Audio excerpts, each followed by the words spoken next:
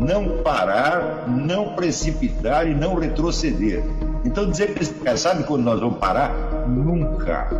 Nunca na sua porca vida. Né?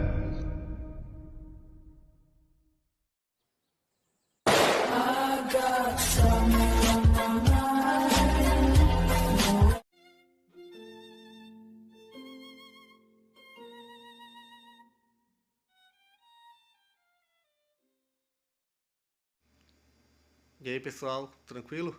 Então vem aqui antes do vídeo começar, pedir para vocês se inscreverem, quem não for inscrito, compartilhar, curtir, comentar. Quem puder seja membro do canal, que isso ajuda bastante. Tem também o link do Apoia-se. Quem puder ajudar nosso canal e apoiar financeiramente vai ser muito bem-vindo. Mas o mais importante é transmitir o conteúdo e os conhecimentos do professor Olavo de Carvalho para mais e mais brasileiros. Então compartilhe e ajude aí nossa causa.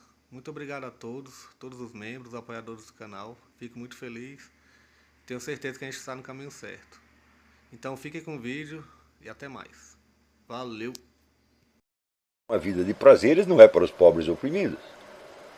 Eles não têm acesso a isto. Não é isto? Então, o que é na realidade um interesse de uma faixa pequena da classe média alta para cima, se identifica simbolicamente com os interesses da população pobre, que não tem nada que ver. Então, só por esse exemplo, vocês veem como a guerra cultural não se trava na esfera das ideologias, mas se trava na esfera, vamos dizer, psicológica mais profunda. É uma coisa que tem mais a ver com o inconsciente humano do que com qualquer outra coisa.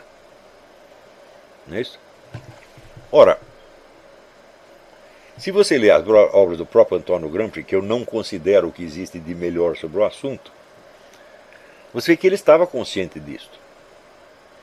Ele acreditava que era possível você derrubar o capitalismo através da destruição dos símbolos dominantes da cultura capitalista. Ora, esses símbolos, por sua vez, não tinham sido criados pela cultura capitalista, mas eram recebidos de uma cultura anterior, que era a cultura católica. Tá certo? Então ele via, vamos dizer, a Igreja Católica como o maior obstáculo ao comunismo. Isto mesmo em países que não eram católicos, como por exemplo os Estados Unidos. Por quê? 99% dos elementos culturais, vamos dizer, do protestantismo local tinham sido herdados da Igreja Católica. Não eram tão diferentes assim. Era a mesma Bíblia, os mesmos 10 mandamentos, o mesmo Sermão da Montanha, etc, etc, etc. Então, independentemente da modulação local, um pouco diferente, né, que o Gramsci chamava do americanismo, que existe uma ideologia americanista, que é diferente da ideologia católica antiga, mas que é herdeira dela, de algum modo. Ele achava que através da destruição disso podia se criar um socialismo. Isso jamais se verificou no mundo. Tá certo? E a coisa mais incrível é o seguinte: embora não se tenha instaurado um socialismo em parte alguma por meio da Revolução Gramsciana, a Revolução Gramsciana continua sendo, por assim dizer, a proposta ideológica de maior sucesso no mundo, especialmente no Brasil. Então, o número de pessoas que participam desta revolução cultural e que veem nela, vamos dizer, o próprio tecido da sua vida, é cada vez maior. E o raio do socialismo nunca vem. Ele continua sendo adiado e adiado e adiado. Nas aulas que eu dei sobre a mentalidade revolucionária, eu mostrei que esse adiamento faz parte da própria dialética interna da revolução. Os objetivos proclamados da revolução não podem ser atingidos, por um motivo muito simples. A revolução, ela nega todos os valores existentes e se afirma a si própria como o valor supremo que não pode ser julgado por nenhum dos outros. Então a revolução só pode ser julgada por si mesma. Por isto mesmo, ela jamais pode se transformar num estado de coisas estabelecido, porque esse estado de coisas então será julgado de acordo com outros interesses. Por exemplo, a população a qual você prometeu isto ou aquilo e não realizou, julga você e te condena. Tá certo? Isso não pode acontecer jamais. Portanto, ninguém tem que se preocupar com o socialismo. O socialismo simplesmente não virá como nunca veio, tá certo? E o que haverá sempre, vamos dizer, é uma economia basicamente capitalista, com uma sociedade imbuída de uma cultura antagônica ao capitalismo. Isso é o que você tem nos Estados Unidos. Né?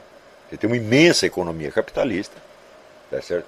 Que investe maciçamente na cultura anticapitalista, a qual não tem jamais o poder de destruí-la, mas tem o poder de transformar a sociedade no inferno. Este é o processo que nós estamos vivendo efetivamente. Então, isso quer dizer, que os planejadores da guerra cultural comunista, eles têm um grande controle da situação cultural sob certo aspecto. Mas o controle da situação cultural não tem nada a ver com o advento do socialismo. Essa situação pode continuar assim indefinidamente e vai continuar. E se vocês perguntarem, mas por que as grandes fortunas, os grandes grupos mega bilionários investem tanto na ideologia da esquerda? Porque eles sabem disso. Isso quer dizer que esses grandes grupos, eles sempre têm a seu serviço intelectuais, estudiosos, profundíssimos, que sabem como essas coisas funcionam. E sabem qual é a margem de risco envolvida. E sabem que o risco de o esquerdismo mundial criar um socialismo é zero. O que vai haver, vamos dizer, essa intensificação, vamos dizer, de conflitos perfeitamente planejados e controlados. Por exemplo, a cultura do divórcio nos Estados Unidos. Isso aparece, evidentemente, também de fontes esquerdistas, que esperavam que, através da destruição da família, destruiremos a sociedade capitalista. Não, a sociedade capitalista progride formidavelmente na base da destruição das famílias. Mesmo porque, como também já expliquei, não se trata da destruição das famílias em geral, mas das famílias do povão e não das famílias da elite. Você não vê nenhuma dessas grandes famílias tipo Rockefeller ou Rothschild dividida por conflitos sexuais, por exemplo. Não tem isto.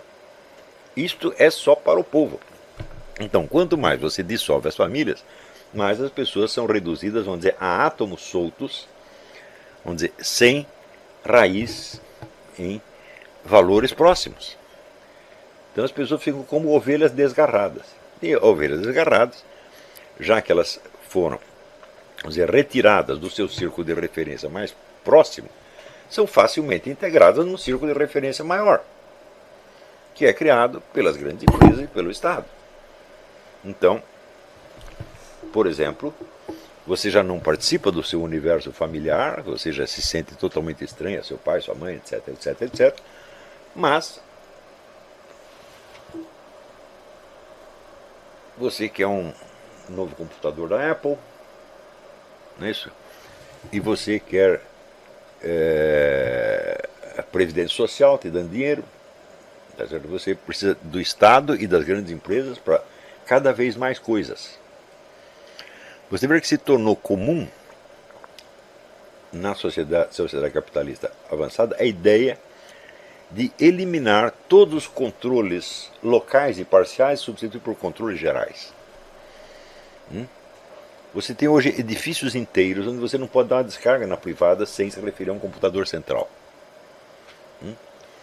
E, atualmente, todas as empresas de automóveis estão empenhadas no automóvel autodirigível. Ora, se o automóvel é autodirigível, ele só pode ser mediante a conexão que ele tem com o computador central. Isso quer dizer que a partir desse momento que as empresas calculam que esse processo vai estar completado em 2025. Ninguém mais vai ter um carro que ele mesmo dirige, todos terão carros autodirigíveis e todos estarão conectados a um computador central que funciona exatamente como o GPS. Localiza onde você está, para onde você está indo e passa as instruções para o automóvel conforme o endereço onde você pretenda ir. Isso quer dizer que este computador saberá onde todo mundo está indo, a que horas e fazer o quê. Então, isto é um caso, vamos dizer, de controle estatal monstruoso. Implantado pelo quê? Pelo socialismo? Não, pelo capitalismo. Não é isso? Então, e este é outro aspecto que complica as coisas. Nós estamos numa sociedade que é maciçamente afetada pelos progressos da tecnologia. A tecnologia determina praticamente o curso das nossas vidas. E esses progressos são cada vez mais acelerados, mais imprevisíveis e mais incontroláveis. Não é isso?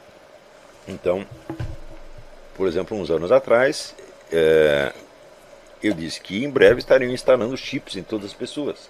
Evidentemente todo mundo pensou que essa é a teoria da conspiração. Eu falei, não, isso já está sendo feito. Né? No Canadá já começou, na Austrália já começou. Tá certo? E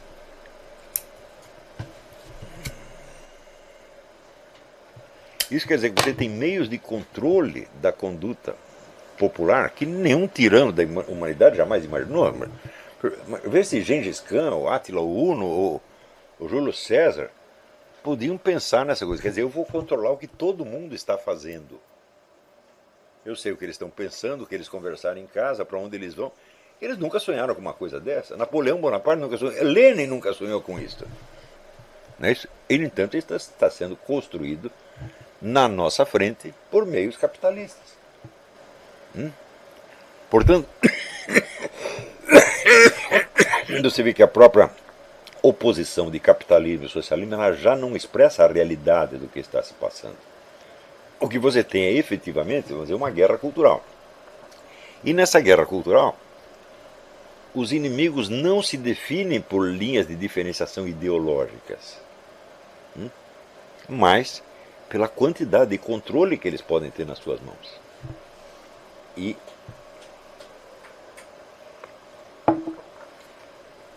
existe muito pouca diferença entre, vamos dizer, um Estado socialista, nominalmente socialista, como ainda é, por exemplo, a China, tá certo? E um Estado capitalista onde as grandes empresas, em associação com o Estado, exercem esse controle sobre toda a população.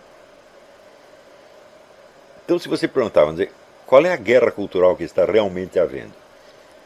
Bom, a guerra cultural é entre uma cultura mundial de centralização e acumulação ilimitada de poder e todas as culturas que ela vai abrangendo enquanto isso.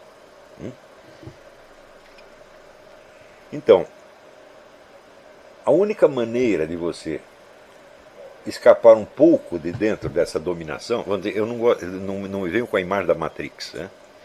Esse filme Matrix é uma total falsificação, total. Né? Ela expressa, vamos dizer, o ideal de dominação, um ideal de dominação absoluta que é intrinsecamente impossível e que jamais será realizado. Porque o sujeito oferece para você uma coisa que parece uma banana, tem casca de banana, tem cor de banana, tem gosto de banana, tem as propriedades nutritivas de banana, mas é uma banana falsificada.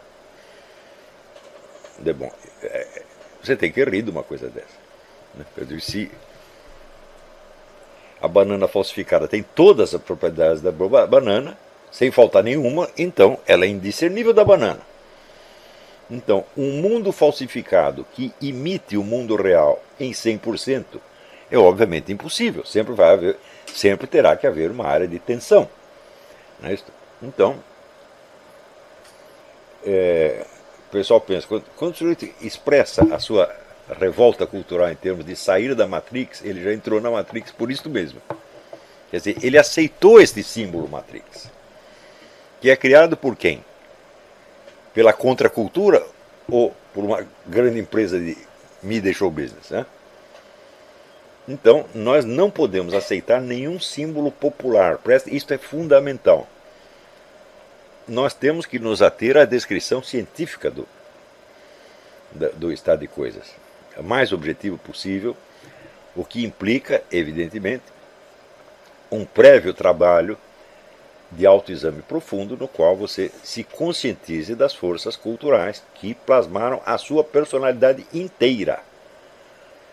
A partir do momento que você começa a fazer isso, então a sua liberdade, o seu poder de dizer sim ou não, o seu poder de escolha, começa a interferir um pouco no conjunto. E você tem alguma margem de manobra. Ou seja, da criação da sua personalidade, você passa a ser uma das forças componentes. E você pode, com um pouco de esforço, até se tornar a principal. Mas se livrar das influências externas, você não vai livrar jamais. Aliás, nem precisa. Tá certo? Então, não se trata de você se tornar uma criatura inteiramente criada por si mesmo. Tá certo? Para se criar por si mesmo, você precisaria começar por gerar você desde o nascimento, desde o momento da gestação, do momento da fecundação, e isso não é possível. Tá certo? Nós sempre nos conhecemos a nós mesmos quando nós já estamos semi-prontos, feitos por outras pessoas. Né? E o que nós podemos fazer é tentar, a partir desse momento, exercer uma certa escolha. Ora, a escolha, por sua vez, é baseada em valores. E de onde você tirou esses valores? Em geral, é da própria cultura que te formou. E só existe uma única maneira de você superar isso aí. É você transcender os limites da sua cultura, ampliando o seu horizonte, para abranger não somente outras culturas no sentido geográfico, mas no sentido temporal.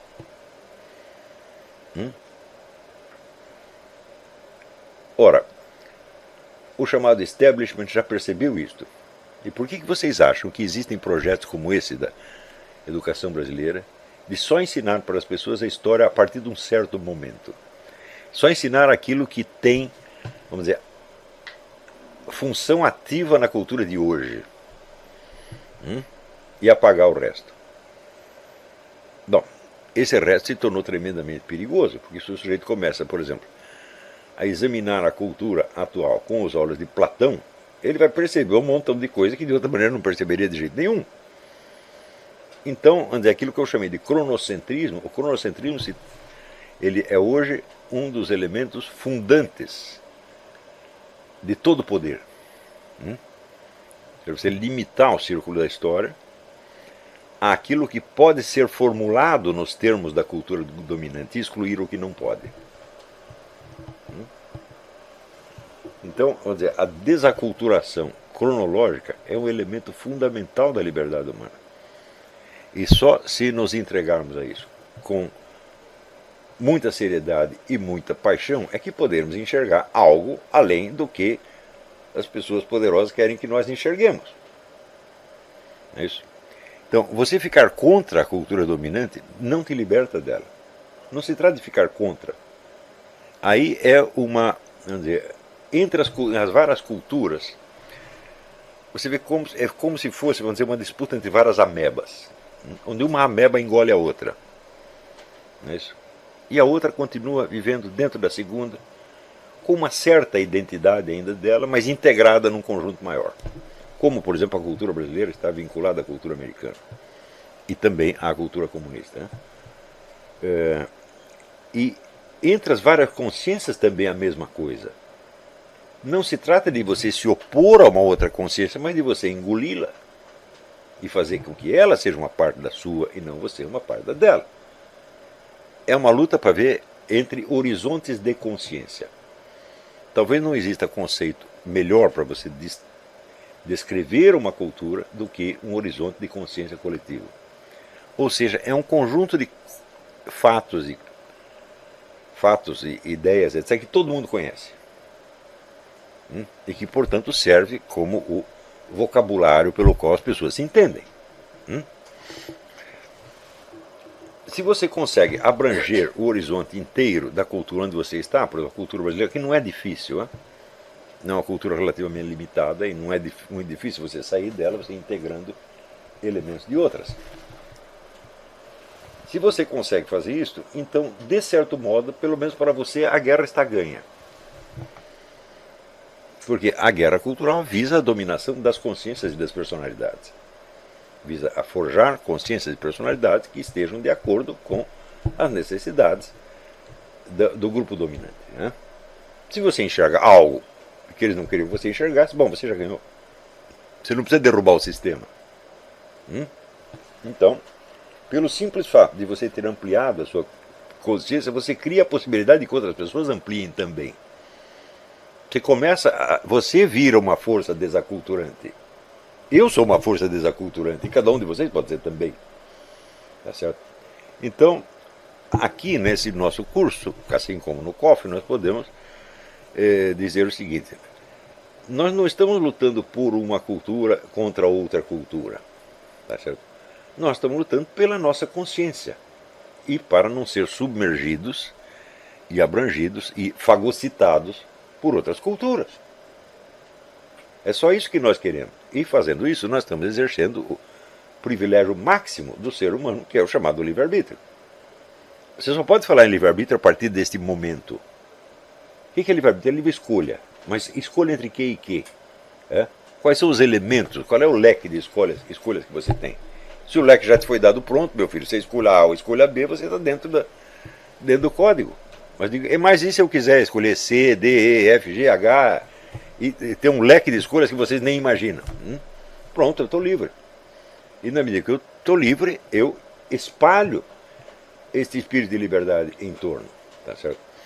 E faço com que inúmeras consciências comecem, vamos dizer, a se sobrepor a esta redoma, dentro da qual a cultura atual as fecha.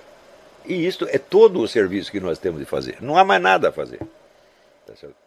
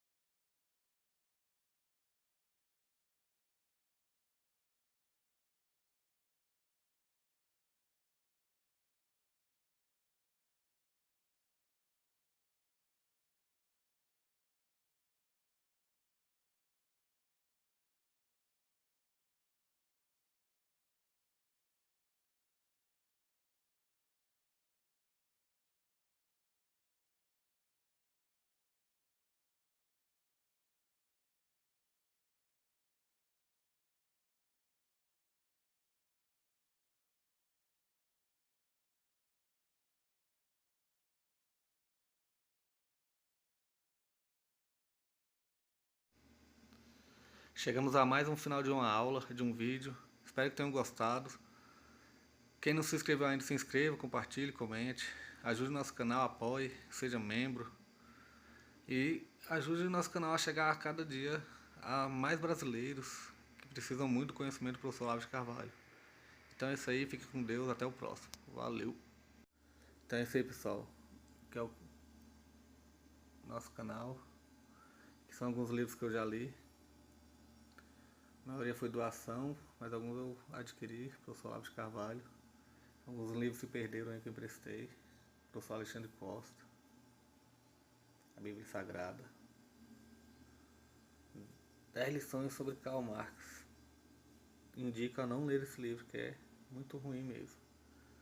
Alguns pensadores aqui que realmente, como o professor Olavo de Carvalho disse, não são pensadores. Valeu, tamo junto aí. Apoie nosso canal, seja membro.